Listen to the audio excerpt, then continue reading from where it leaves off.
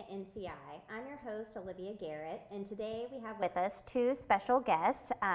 Ben Ray, he's the Executive Director of the Piedmont Regional Criminal Justice Training Academy. Welcome, Ben. Thank you for having me. And we also have Natori Neal. She is the Apprenticeship Coordinator at the Institute for Advanced Learning and Research. Thank you for having me. Thank you, Tori.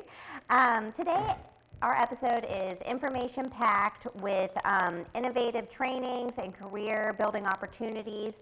First, we're going to talk to our special guests about their organizations they represent as well as their role there. Then we'll dive into the main topic of today, a unique tool, the de-escalation MILO simulator that we have at NCI that the Academy manages, and how it ties into an exciting upcoming event that we have in partnership with ILR and Tori's apprenticeship program. So Ben, can you tell us a little bit about your role at the Academy and what the Academy does in the community? Yeah, I'm the director of the Academy, and the Academy is designed to train law enforcement and public safety on different laws and different trainings. We also offer training now for the public sector. We actually do a Citizens Police Academy. And then of course with this simulator, we're now working with them, and it's got that coming up, plus some other stuff with the public we're looking to do as well. Okay, great. And I think you have on your website that is 13 different law enforcement agencies that are a part of the Academy? Yeah, we have 13 different we call them member agencies that work with the Academy and also come to the Academy for training. So a total number, if we tallied all of them up, could be about 880 some students. Wow. Total. Wow, that's great. And Tori, tell us a little bit about what you do at ILR. Well, I'm the Institute's Apprenticeship Coordinator. So basically, I work with companies to develop registered apprenticeship programs across a variety of industries. They could be construction, it could be healthcare, it could be manufacturing, even education. We're seeing a big push towards education and hospitality apprenticeship programs. So what we do through our expanding talent through registered apprenticeship program, or extra program for short, is basically provide employers with the support, the services, the technical assistance, the administrative assistance needed to get their programs developed and registered with the Virginia Department of Workforce Development and Advancement. That's known as Virginia Works for short. Yeah. So that's houses all of the apprenticeship activities in Virginia, and the Institute is an award-winning intermediary in Virginia. So we kind of work between the employers and in partnership with the employers and the state agency to get these programs going and expand these apprenticeship efforts. Very cool. And you mentioned Virginia Works. That's a new state agency, correct? Yes, it's a new state agency. It was developed officially around last year, and it houses the apprenticeship division. It also houses, they're going to start working on internships and on-the-job training and a lot of other exciting things as well. That's awesome. Well, thank you both for being here today. We're going to take a quick commercial break, and then we'll be back to discuss the main topic of our event today, the MILO simulator and an upcoming event that ties in apprenticeships.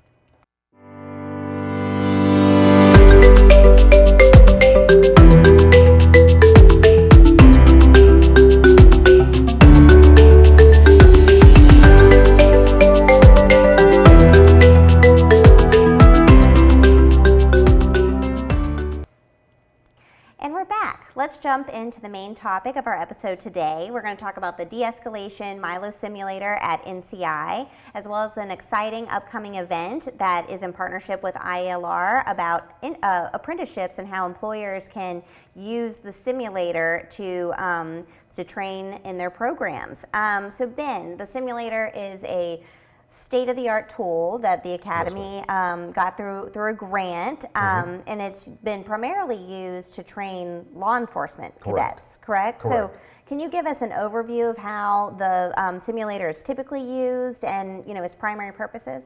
Well, it's typically used to train law enforcement on what we consider de-escalation practices and training, trying to de-escalate situations on calls. However, they're also trained in when to shoot and when not to shoot. So basically, they do have firearms that act like a real firearm, and they have scenarios on a screen. And on the screen, it's called a 180 theater, meaning that it has 3 sections. So you got a left, a center, and a right. So when we train them, they got to understand that the scenario itself could be coming from either side. So that's the main thing. However, we've actually looked into training civilians in businesses. Now, what I mean by that is helping them learn how to de-escalate certain situations that they might be put into on their jobs, meaning knowing how to talk to people, knowing how to de-escalate a situation. And that's kind of where you all come in, is that they're going to be bringing folks in from the outside to work with us and show them actually how this thing works. And it won't be any guns involved or anything like that. It's just mainly for them to be able to talk to, it's kind of hard, but you got to talk to a screen just like you're truly talking to someone. And when you do that, the actual scenarios that we have, they react. Now, we can change the scenarios. So we've also got the ability to be able to change the scenario on a situation that an individual is talking to without them even knowing it. So it's really good training. This simulator is state of the art. Like you said, we got it through a grant, and we were real blessed to be able to get this, to be able to open it up to everybody. Yeah, yeah. Well, that's great, and it seems to me that de-escalation, training, conflict resolution skills, those are all crucial across a variety of fields. It is. This simulator, is it unique to academies like yours, or are there variations? What does this offer that you can't get anywhere else? Well, it's not just unique to the academy, but it is unique, but not just to the academy. It's unique to other entities, like I stated, businesses, hotels, private entities, like I said, law enforcement, school systems. I hate to say it, but it does help with active shooter training with a school system. Yeah. So we can actually work with them and show them how to react as a school administrators based on a scenario. And then we also put our law enforcement folks through it, also knowing when to shoot and when not to shoot. And then, of course, you've got all kinds of stuff coming from every angle, allowing the officer for better training, immersive training, to be able to learn a lot more about the situation without truly having to be either involved in one or creating that scenario out on the street, which sometimes is not the best way to do it because everybody gets a little excited, things happen, and at least this way it's all in a confined environment that we're able to train folks. Seems like a safe space to be able to practice different techniques. It is. And Absolutely. well, very cool. And I know, so there's like the preset, scenarios that come with the program, but then you can also customize, right? Oh yeah, it's very flexible. Right now we have scenarios for law enforcement, but we also have them for like civilians. Like in this case, when they come up, they're going to actually use those civilian scenarios to be able to use for their folks. However, we also got some stuff for EMS folks as well. So we're able to basically, if we don't have that, we've got cameras, cameras, Like that we can actually go on site. And our guys, I've got 2 guys that are trained to do it.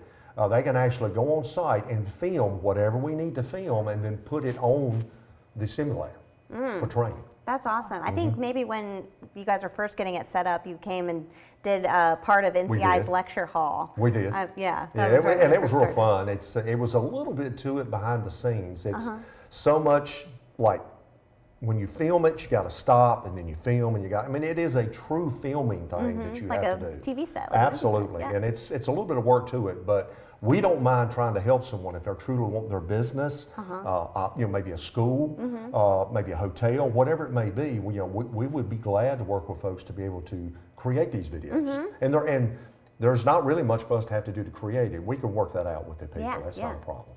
Very cool. Well, and Natori, tell us a little bit more about this event. It's coming up November 19th. ILR's putting it on at NCI. Tell us a little bit more about that. Absolutely. So it's going on November 19th at 10 a.m. at NCI, and individuals will be able to come. We're targeting employers, workforce stakeholders, even educators, CTE teachers, directors, coordinators, who come and they'll learn about apprenticeship opportunities in the hospitality field, in the healthcare field, also in other sectors like early child care education and teaching. Those are the non-traditional sectors. That's why it's called beyond the traditional. So often apprenticeship has been associated with construction trades. My brick masons and carpenters and plumbers. However, in the recent decade, there's been a huge push towards advancing apprenticeship opportunities in healthcare and, early child care technology and IT and that sort of thing. So basically, what we're doing is exposing the community to these opportunities, letting them know what registered apprenticeship is, how we can help them develop the program, and we're really big on explaining the differences between an internship and an apprenticeship. And that's I one was of the gonna things. ask. That's one of the things that when I first started at the Institute about 2.5, going on 3 years ago, that's one of the things we've been big on. It always starts with education. When we're meeting with employers, we're educating them about what apprenticeship is, that it's not an internship. Apprenticeship is a paid job from day one.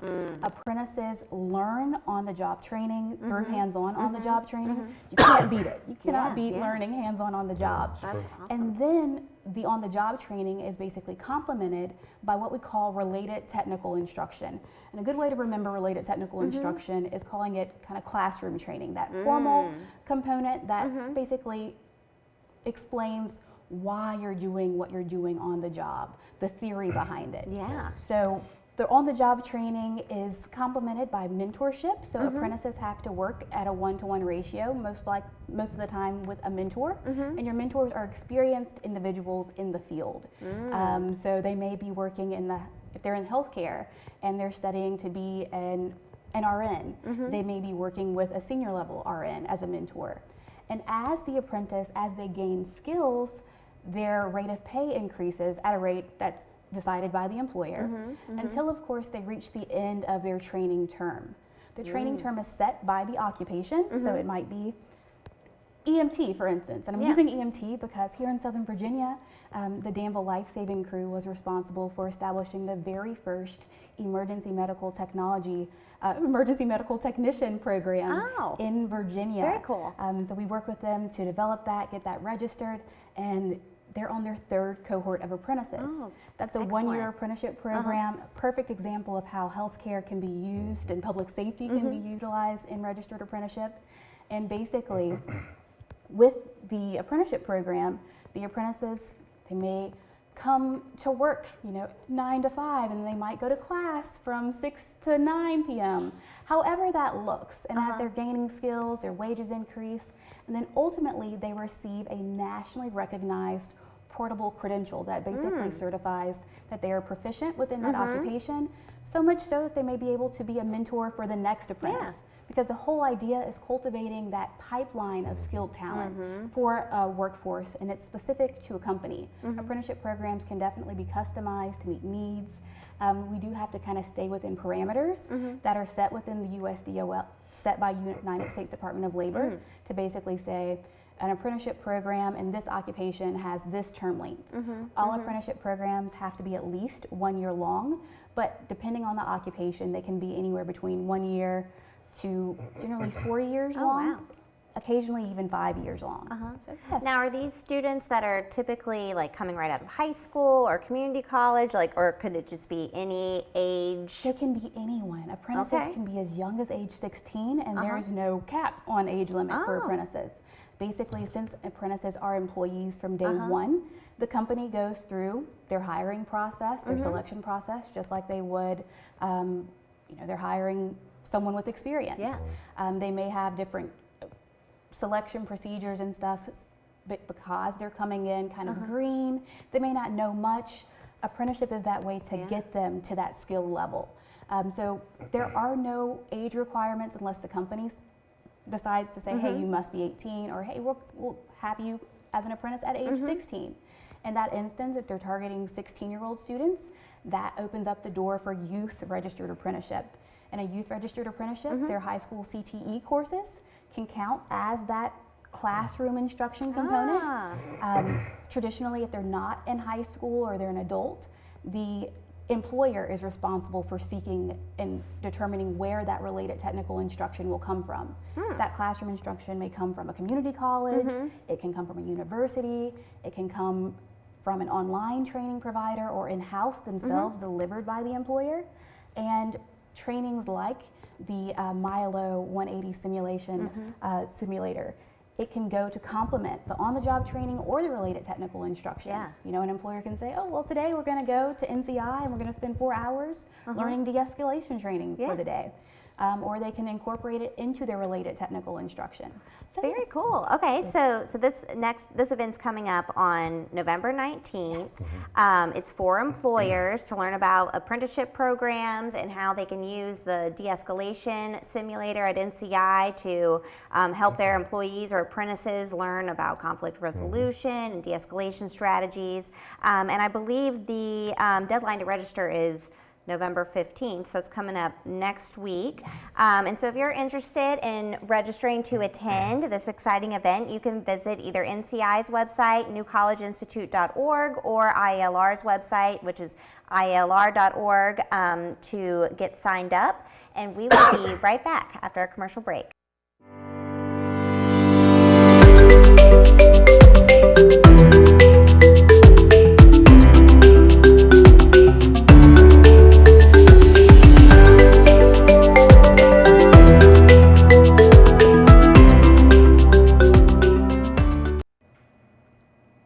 Welcome back. Before we wrap up our show today, we want to highlight some upcoming events happening at NCI as well as throughout the community. So Tori, do you have any upcoming events at ILR that you want to share? Absolutely. So in addition to the November 19th event that we're doing in celebration of National Apprenticeship Week, National Apprenticeship Week is typically held November 18th through the 23rd, but we are having an additional celebration on November 25th from 8:30 a.m. to about 10 a.m. where we're celebrating apprenticeship excellence at our extra Apprenticeship Awards breakfast. We'll be celebrating apprentices in the area, employers who have extraordinary apprenticeship programs, and we'll be gathering for a continental breakfast.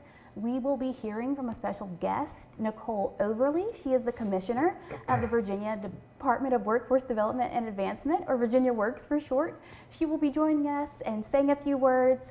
We will also hear from a panel of employers with apprenticeship programs and who sponsor apprenticeship programs, employers like Southern Air, Spitzer Electric, Presto, and those sorts of employers who have experience providing and offering these learn while you earn opportunities, and also employers who they might be new to apprenticeship. Some of them might have had apprenticeship programs for over 50 years. Wow. So we're having a wide range of experience to provide our visitors, our guests, with the information to hopefully they can take something home with them and say, oh, well, maybe I want to add additional programs, or maybe I want to start my first apprenticeship program and apprentices. How can we better market and recruit apprentices for these opportunities?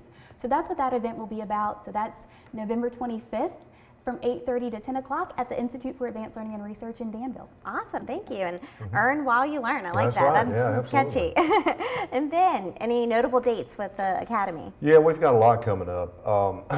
Tomorrow, we're working with you guys at NCI regarding what we call the VR Access headsets. And this is the training headsets that we have, similar to the immersive training we're doing with the MILO. So we have that tomorrow. I think it's from 11 to 3. On Friday, the 8th, I'm actually teaching some local folks at the Academy. Again, this is something else we do. We've got some citizens coming in from one of the local businesses that actually want verbal judo training. Wow. So that actually, I can teach you kind of how to talk to people, so to speak. All right? Interesting. Yeah, so de-escalation. So they're coming in to get that. And then I think it's November the 12th, we're going to the job fair in Chatham in Pennsylvania County. Now, we don't have any openings, but they wanted us to set up because they want people to know who we are and what we can offer. So we're going to go to that. The 18th, we got WDBJ7 coming in to do a spot with the MILO system. And then I think we got some graduations coming up too. So we've got our jail class is graduating November 27th at the college. And then we've got December the 12th, we're graduating what we call our Option 6, which is our fast-paced law enforcement program. And they will graduate there as well. Very good. Yeah, you guys aren't busy at all. Well, these are all definitely events to check out, and you can find them on both ILR and prcjta.org. That's the Academy's website. There's always a lot going on at NCI, and we want to make sure that you know about some of our key events coming up. Later this week, Thursday, November 7th, the Garden Club of Virginia is hosting their annual conservation forum in the lecture hall. This year's theme is Restoring Our Ecological Foundation, How to Save Earth's Essential Birds and Insects. There's still time to register and get tickets. You can do that at gcvirginia.org. We also have 3 days of doula birthing training, as well as CPR and first aid classes. Next week, we also have our new club that we highlighted a few weeks back with Dr. Shanta. That's our Kid Wind club. Their practices are Mondays and Tuesdays. There's still a slot or two left if you or your child are interested in enrolling. And we also have our latest cohort of the fiber optic technician training coming up next week too. Then on November 14th, our Learning is Forever, our life program is happening. The theme this month is Dehydrating Delights. So it's a great opportunity to learn all about how to dehydrate foods. Thank you so much, Ben and Tori, for sharing your insights and what you do at both of your organizations, as well as the exciting event coming up on the 19th. Any final words from either of y'all? Go ahead. We hope to see you on November 19th at 8:30 at 10 o'clock at New College Institute. And if you have any interest in registered apprenticeship, would like to learn more about it, please do not hesitate to let us know. You can also, the Institute's extra program also has their own website, and that's www.goextra.org. So please feel free to visit that website to learn more about registered apprenticeship. Great. Very good. I would just say that anyone that's looking for any type of immerse training or MILO training of any kind, or even de-escalation, we have several different things and topics that we can teach you on that as well. So you can reach out to me, the director at the Academy, or you can go to our website as she mentioned. But we all, we can all work together. I'm willing to open the doors for the public and the Citizens Academy like we continue to do in the last few weeks. So. Great. Yeah. Well, everybody, thank you for tuning in. As you've learned today, apprenticeships, that is a very important opportunity for people who are looking to expand their career pathways. And so please sign up for the November 19th event at NCI with IELR. And if you have a business or any need for de-escalation training, reach out to Ben. And we'll see you next time on What's Happening at NCI.